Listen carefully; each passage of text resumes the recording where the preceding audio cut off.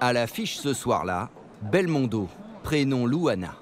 Ça, c'est dans mon quartier, ça, c'est sa maman. Tous les matins, elle vient, elle fait les pâtes fraîches. La belle-fille de notre bébelle nationale n'est pas actrice. Son domaine, la cuisine. Elle sort son nouveau livre de recettes. Et tu es en photo comment? Tu essayes d'être décontracté et sympathique. Je n'ai pas compris le dernier mot. Fais pas la gueule. En France, c'est une des têtes d'affiche de la cuisine italienne. C'è per esempio un bouquet di basilico o qualcosa che posso sentire? Non, on l'a déjà mis en cagette. Possiamo aprire un pacchetto per fare la foto e sentirlo? Luana Belmondo est originaire de Rome. Ancienne mannequin, quand elle prend la pose, c'est désormais dans un décor bien particulier. Pour moi, c'est mieux qu'aller dans un magasin de vêtements. Et pour moi, voilà, ici, quand je me balade, mais regardez, toute la charcuterie, quoi. De la charcuterie, mais pas seulement. Ici, on trouve toutes les spécialités culinaires de l'Italie. Artichaut alla romaine, carciofi alla romana. Pour le lancement du dernier ouvrage de Luana, les cuisines du chef Fabrizio Cosso ont mis les petits plats dans les grands, et il y a du beau monde. Évidemment, son mari Paul Belmondo l'accompagne. Non, pour avoir le fond vide que vous... Buonasera, come sta? Même l'ambassadrice d'Italie à Paris a fait le déplacement. Buonasera, buonasera, benvenuti. Ici, c'est la deuxième ambassade d'Italie en France. On l'a baptisé comme ça. Ce lieu, c'est un temple de la grande bouffe al dente, bien décidé à aiguiser nos papilles, le premier en France d'une immense enseigne, Italie. Le concept, des centres commerciaux intégralement consacrés à la nourriture italienne, une véritable success story. En seulement 12 ans, la marque a ouvert 40 magasins dans le monde. Pour chaque ouverture, le même engouement, de New York à Tokyo et depuis le printemps dernier, à Paris. À 2 pas de l'hôtel de ville et de son célèbre bazar, se trouve désormais un petit bout d'Italie. 2500 mètres carrés, 6 restaurants et une école pour maîtriser l'art de la cuisine italienne, un concurrent direct de la chaîne Big Mama ou de l'épicerie du Bon Marché. Et Amandine, la directrice, voit les choses en grand pour le premier Noël. Ça va être notre challenge, c'est le premier Noël qu'on va faire et faire adopter un peu le Noël italien aux Français. En cuisine, c'est le chef Fabrizio qui est chargé de la magie de Noël. C'est la maison des Italiens, mais on essaye aussi de la faire devenir la maison des Français. Julien tentera lui un pari fou, produire un fromage italien 100% français. Ce qui est une fierté, c'est d'arriver à faire valider la mozza par les Italiens. Ça, c'est une fierté. Felice Natale, joyeux Noël, le compte à rebours a commencé. Et cette année, les festivités se mangent à la sauce italienne. Pasta, pasta, buona pasta. Ici, 60% des salariés sont italiens. C'est le passage secret pour aller directement dans l'Italie. Giacomo est arrivé il y a 8 mois et n'a pas changé ses habitudes. Le café, c'est hyper important pour un Italien. Chaque Italien, le matin, prend au minimum 2 cafés. Pendant la journée, 3-4 cafés, c'est normal. Du coup, venir ici, c'est vraiment être un peu à la maison. Grazie mille. À 24 ans, il maîtrise plusieurs langues. Il travaillait déjà pour l'enseigne à Copenhague. Paola, grazie mille. Buonissimo. Buona giornata. Il est aujourd'hui à la tête de la plus grande épicerie italienne de Paris. Ici, on vend des pâtes évidemment, de toutes les formes, de toutes les couleurs, mais aussi 300 fromages et des dizaines d'huiles d'olive aux saveurs différentes. En tout dans ces rayons, 2000 références.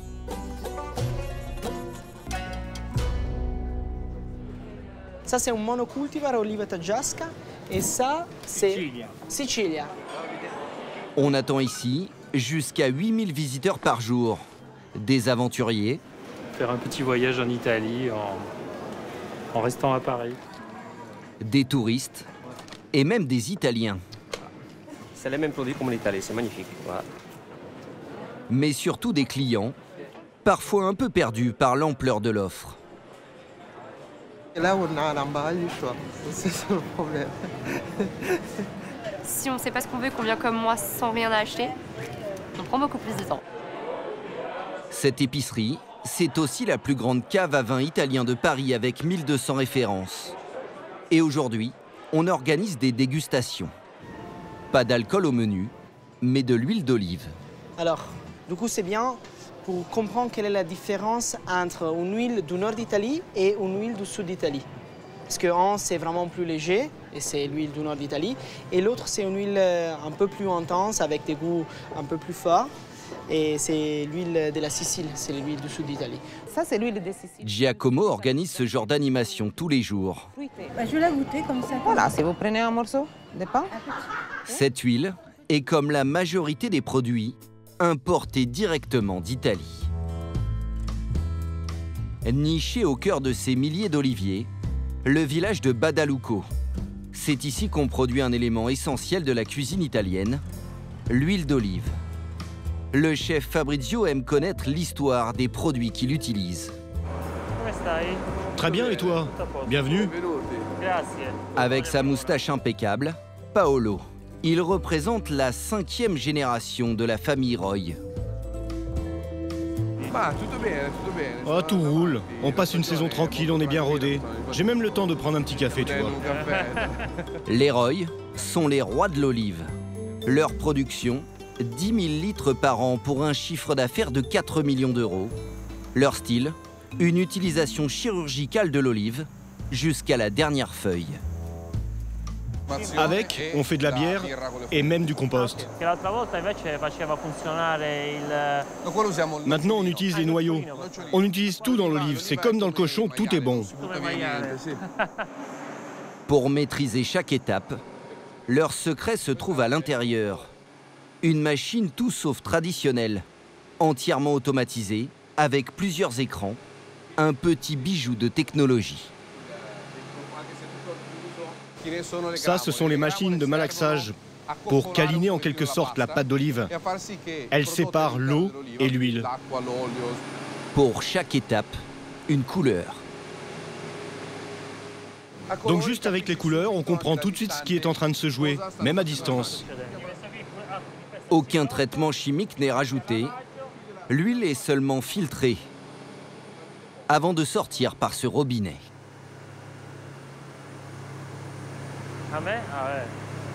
Petite dégustation à la source pour Fabrizio. Et même un déjeuner avec les parents de la famille Roy, Rosella et Franco. Allez, on ouvre les bulles. C'est proprio ainsi, queste cosine così. J'ai juste préparé un petit apéritif.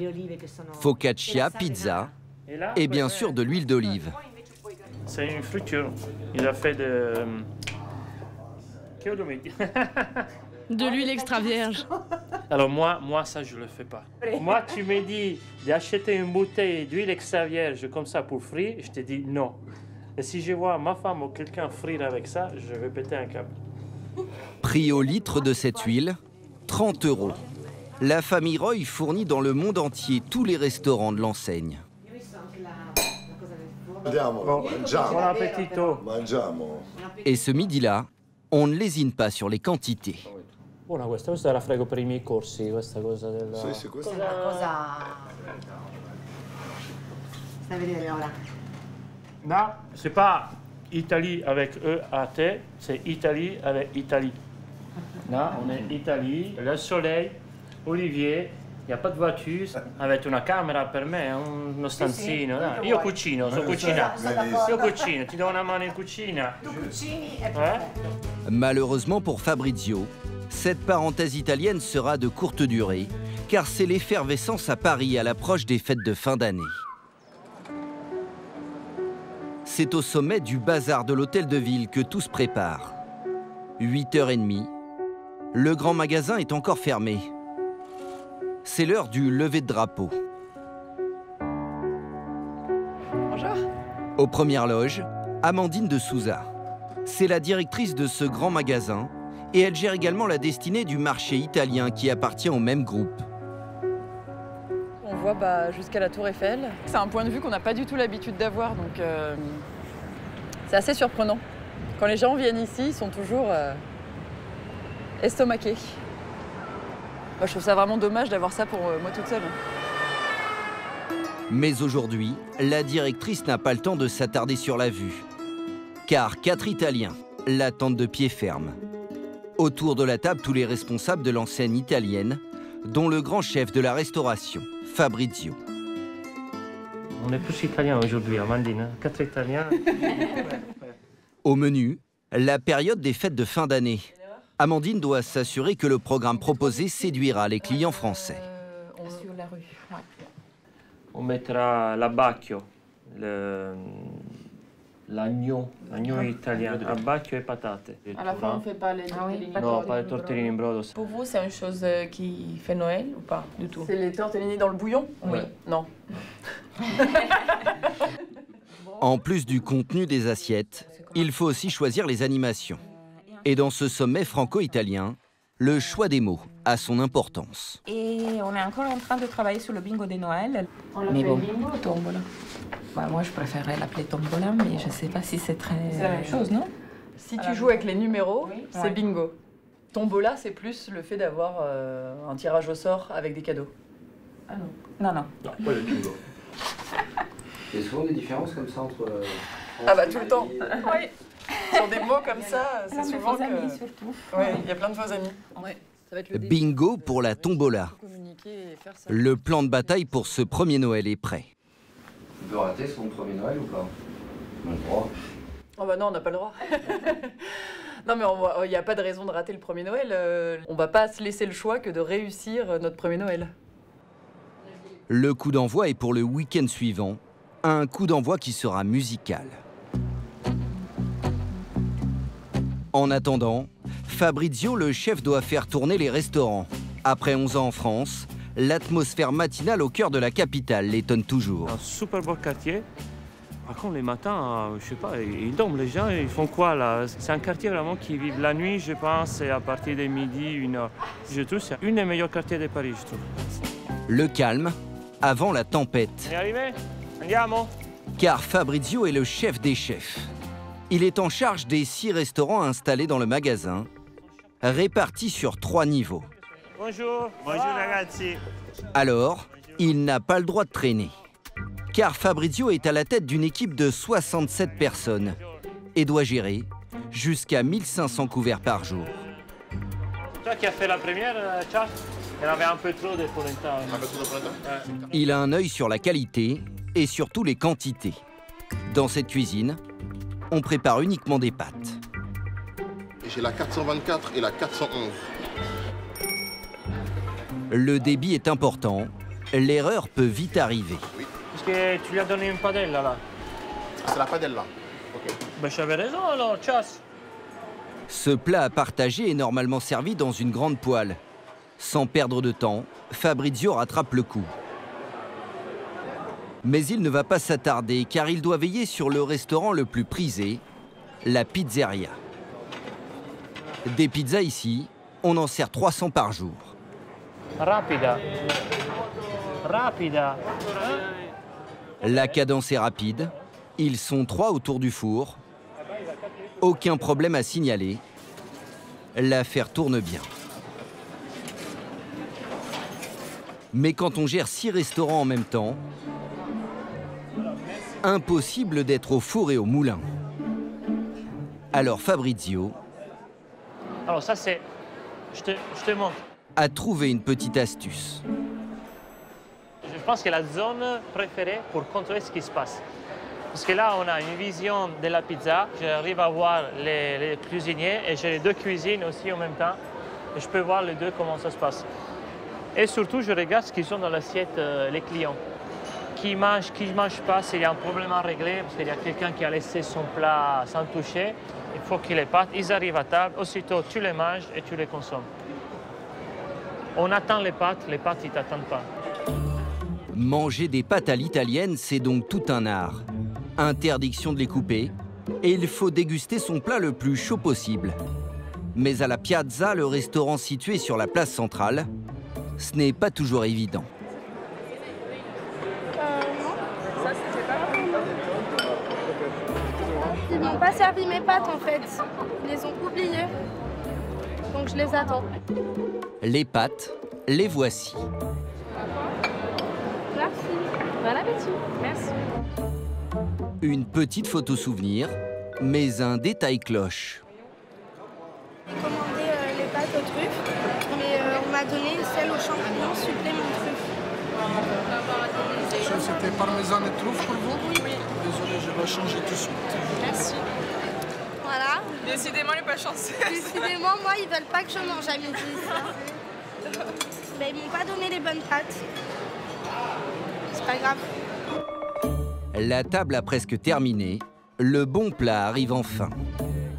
Vous les aurez encore. Vous m'appellerez pour le dessert, ok? Oui, j'en fais pas, merci. Bon appétit. S'armer de patience permet parfois de gagner un dessert. Les Français semblent conquis par le concept. Il y en a même un qui a eu le droit d'y imposer son savoir-faire. Dans le 11e arrondissement, à Paris, même si quelques indices traînent sur le trottoir, difficile d'imaginer que dans cette boutique... Tu l'as réessayé, on la coupe ou pas? On travaille la mozzarella de façon traditionnelle.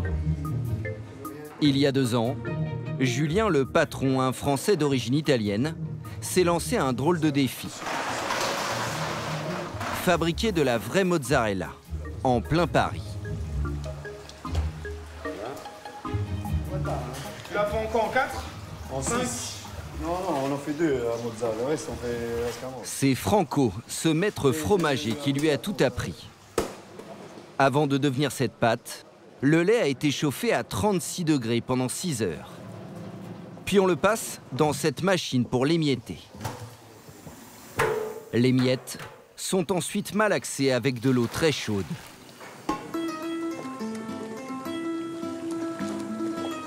Grâce au mouvement précis du mozzaiolo, le lait caillé se transforme comme par magie en mozzarella. On a presque fini de cuire, alors...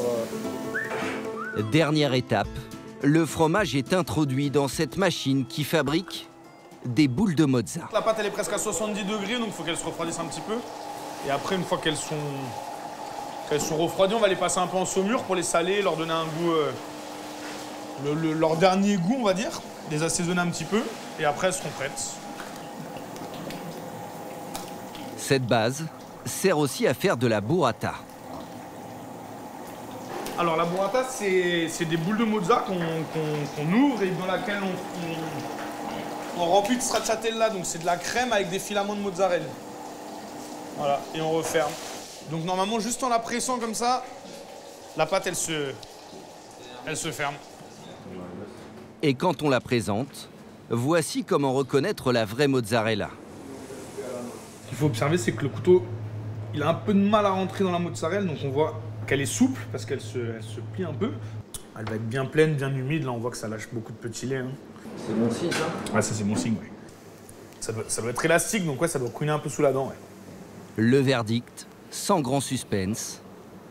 Oh mamma mia, mamma mia, mamma mia, let me go. Ça couine. Julien s'est lancé dans la mozzarella pour épater son grand-père, frustré de ne pas trouver de vrais bons produits à Paris. C'est parti vraiment d'une discussion à table où sur une fin de repas, le plateau de fromage est arrivé et je lui ai dit je comprends pas pourquoi on n'a jamais de mozza ici. Il m'a dit bah parce que la mozza ici elle est pas fraîche, elle a déjà 4-5 jours et qu'elle est passée au frigo, donc j'en achèterai jamais ici. Et voilà, je lui ai dit mais comment ça se fait qu'on a de la mozza qui est pas fraîche à Paris? Il m'a dit bah parce qu'il faudrait la fabriquer, si on la veut fraîche, il faudrait la fabriquer ici. Et ça a un peu fait tilt dans ma tête, ça m'a travaillé quelques jours. Et après quelques années, le temps de monter le projet, et voilà. Mais le savoir-faire ne fait pas tout. Pour une bonne mozzarella de bufala, il faut, comme son nom l'indique, de la bufala. Du lait de bufflone, c'est la femelle du buffle. Et Julien en a trouvé quelque part en France. Sous la responsabilité de Giacomo, le patron de l'épicerie, un précieux chargement. C'est la tour de Pise. Et voilà. Dans ces cartons, un produit spécial pour les fêtes de Noël, un trésor italien à manier avec soin.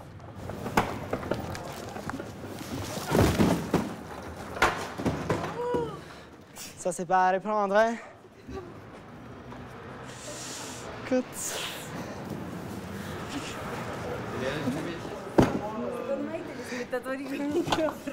Non, celui-là.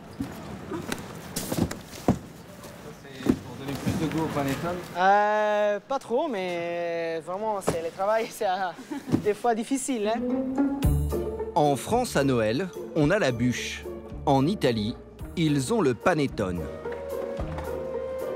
Alors, cette spécialité transalpine va envahir les rayons pendant toute la période des fêtes. Il y a tout ça à mettre. Et là-bas, l'autre roulette. OK?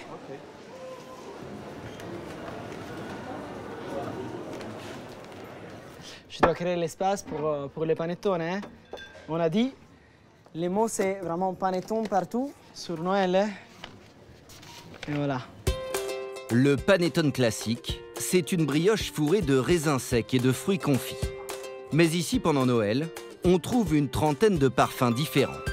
Celui-ci est à la pistache et au chocolat.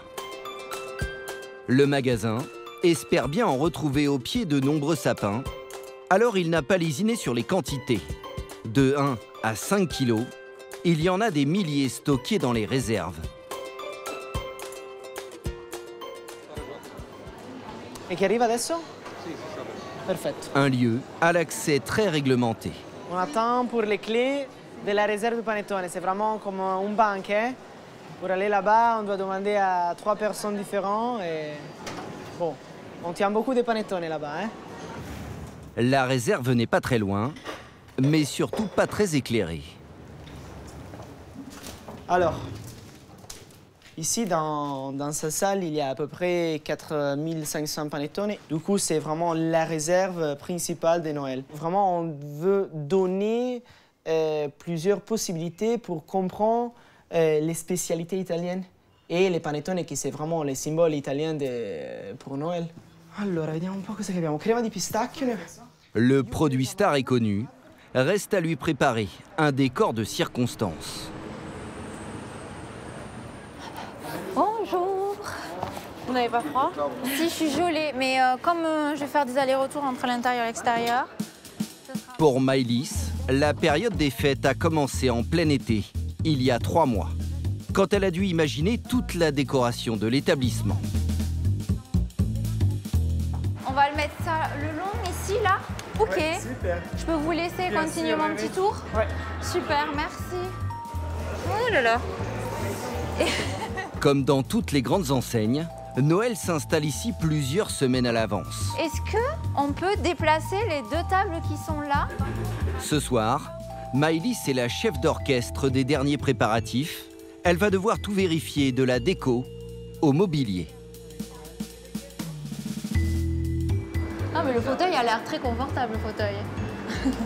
Je vais bien y passer la journée.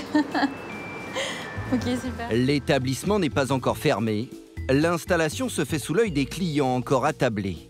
Et cela gêne la jeune Toulousaine. Ok. On peut passer par là, oui. Non? Oui, par là ou même par l'extérieur, par dehors. C'est plus long, hein? C'est plus long, mais ça dérange moins les clients. La décoratrice a reçu ce soir des étagères fabriquées sur mesure. Je vais aller demander au monsieur de la sécurité s'il ne peut pas nous faire rentrer par une autre porte du marché pour que ça soit plus facile. Elle aimerait les faire entrer discrètement dans l'épicerie. Les livreurs vont tenter de passer par cette porte située sur le côté du magasin. Alors, est-ce que c'est possible de le soulever sans le transpalette ou pas? Oui, c'est bon. Ça passe? Mais apparemment, ça ne passe pas. Ouais, forcez pas. Si ça passe pas, on le fait en version traditionnelle. Parce que j'ai pas envie que ça les abîme. Ouais. L'étagère doit donc passer par l'entrée principale. Elle est manipulée avec soin car ce n'est pas un détail dans la décoration. Et après, pour les installer, vous les prenez à la main? D'accord. C'est une des structures les plus importantes imaginées par Maëlys. Elle servira à exposer les fameux panettone. Ils seront en première ligne en vitrine. Oui, oui, c'est très très bien comme ça. Et ça rend super bien. Le côté doré, pailleté, ça renvoie bien la lumière, c'est super. Et en plus, là, de nuit, on voit vraiment l'effet que ça va rendre. C'est parfait. Dans ce décor, il y a même un bonnet rouge. Et ce n'est pas le Père Noël. Pourtant, lui aussi est en tournée pour les périodes de fête. Mattia. Cet Italien supervise dans le monde entier la décoration des magasins de l'enseigne. Il est venu à Paris contrôler la mise en scène de Maïlis.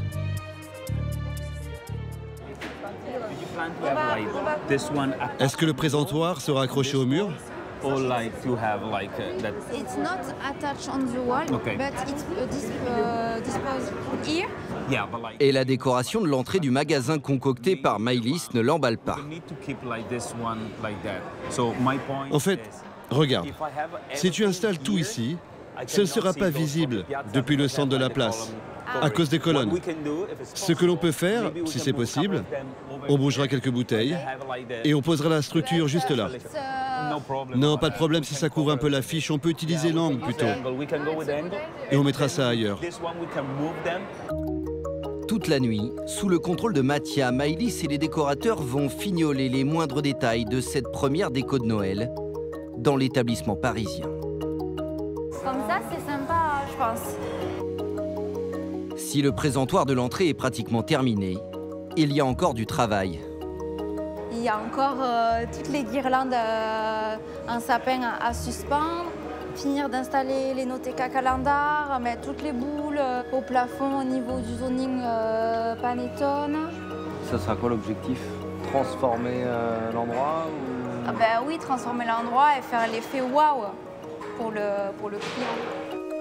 Avant de penser au client, la première Française à séduire sera la directrice Amandine. C'est Mattia qui se chargera de la présentation. Et malgré son expérience autour du monde, la tâche pourrait être relevée.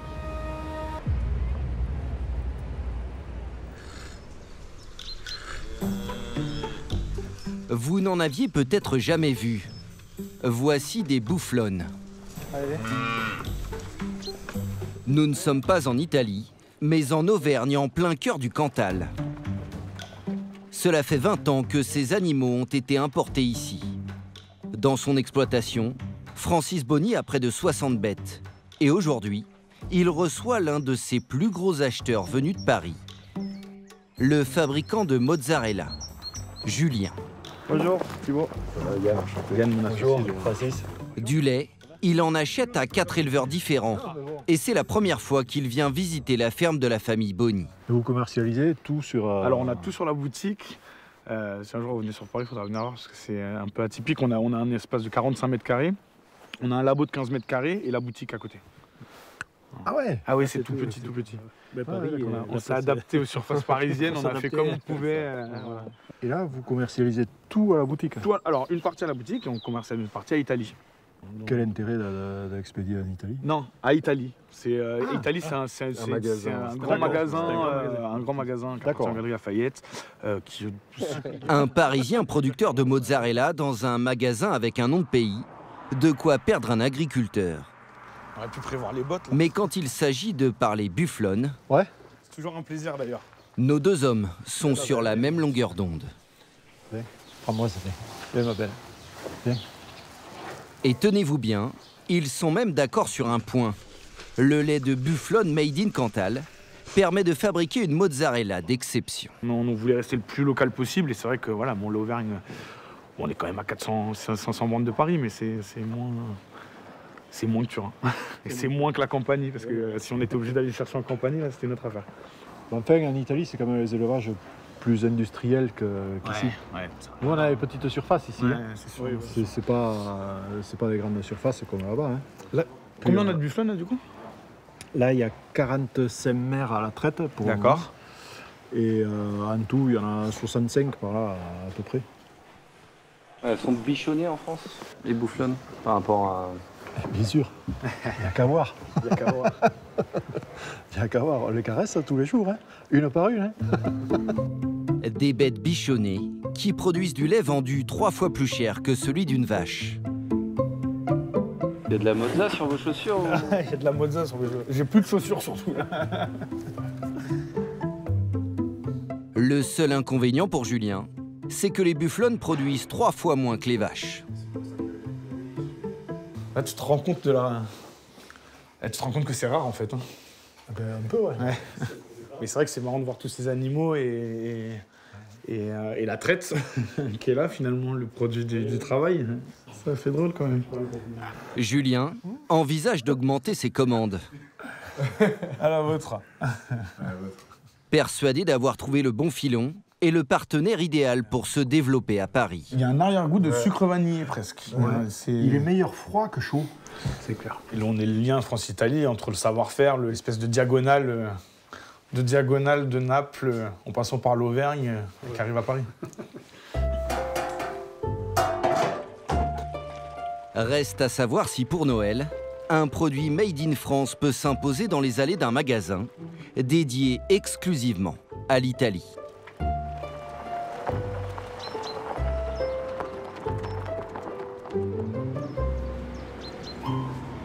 Le lieu vient d'ailleurs d'être entièrement relooké pour l'occasion.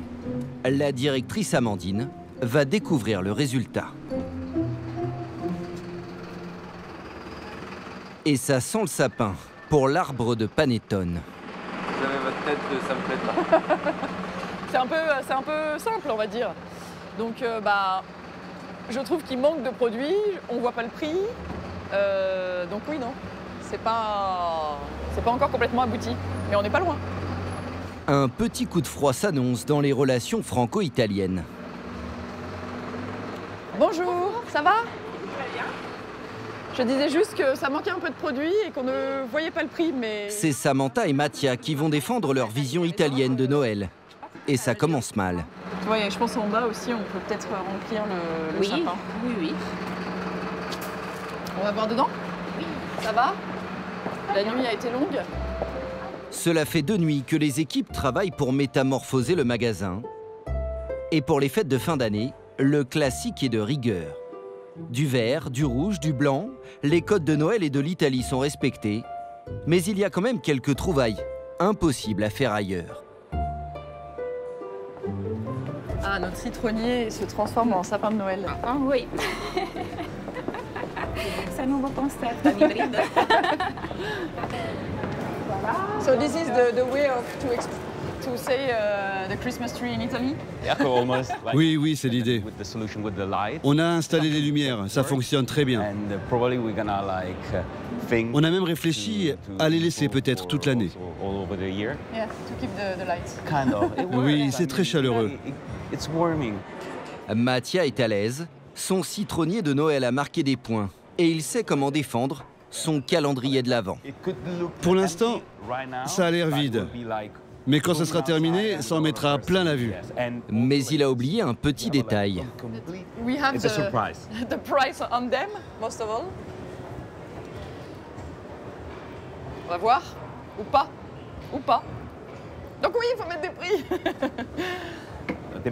Non, mais c'est hyper important qu'il y ait quelques prix bien pensés qui soient mis en avant. It could be a way to make the difference. Pas de prix et un dernier étage à visiter, pas le plus décoré. On a rajouté des touches de Christmas. Du coup là, on va avoir plus de déco ou ça va rester comme ça? Ici, ça va rester comme ça, mais on va voir plus de décors dans la cave avant. Oui. Yeah, because now the Christmas feeling is quite light, but Absolument. I think with few things we could change the atmosphere. Oui, mais jusqu'à présent, on s'est concentré sur les autres étages. On attend encore des décorations supplémentaires pour ici.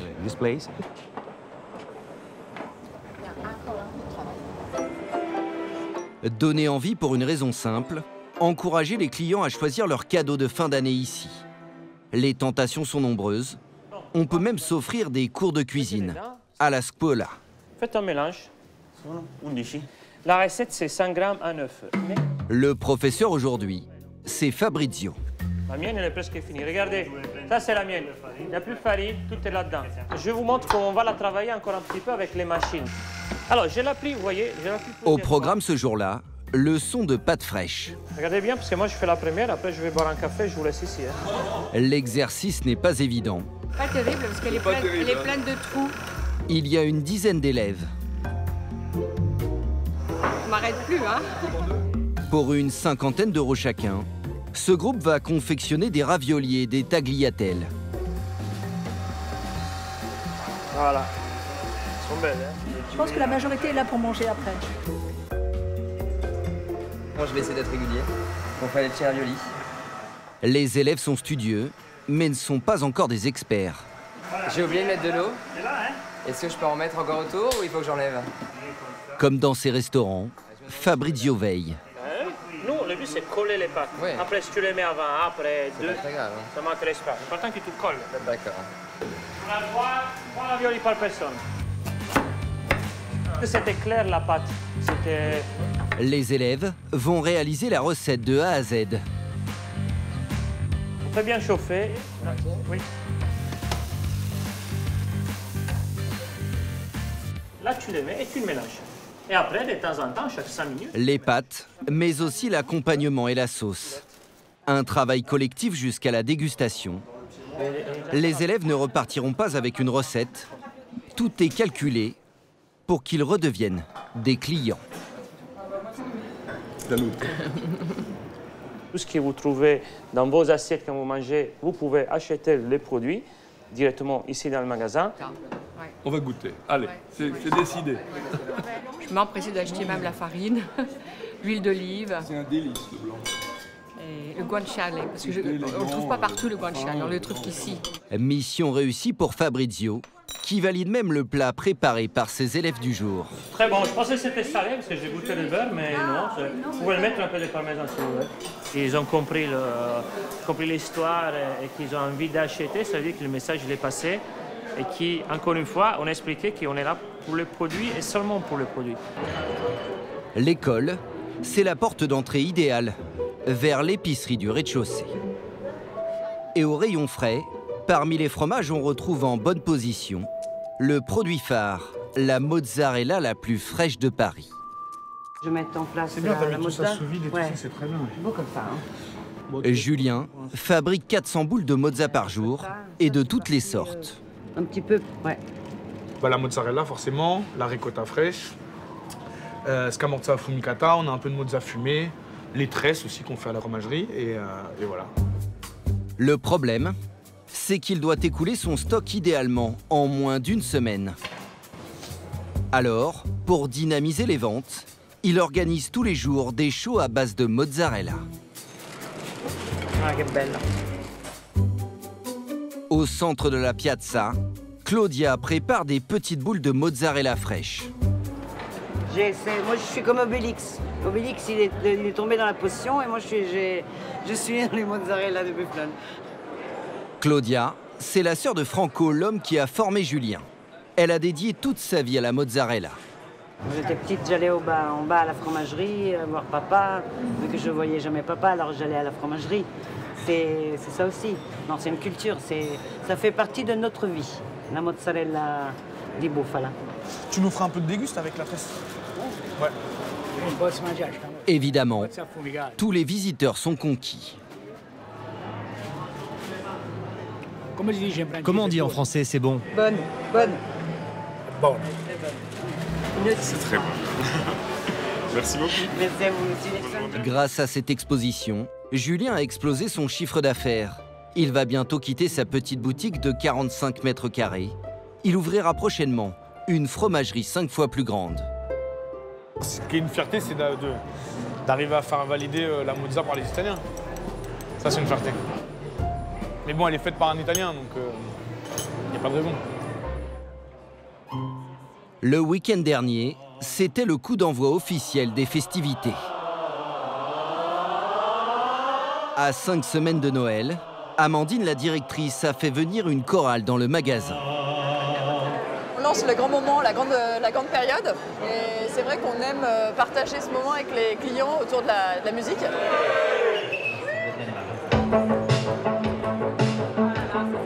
Les téléphones portables sont sortis pour immortaliser la prestation des 60 chanteurs qui pourrait bien faire trembler tout le marché.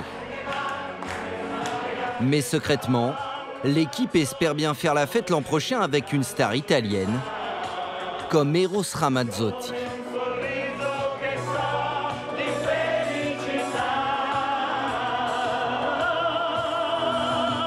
C'est un rêve de gosse. Un rêve d'adolescente. Bah pourquoi pas. Eros, se mi ascolti, vieni. Ti aspettiamo.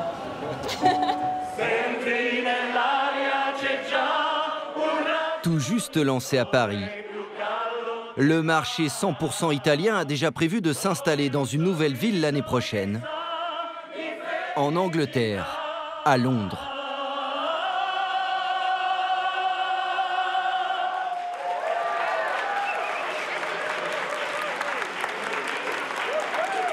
Allez, on tourne la page.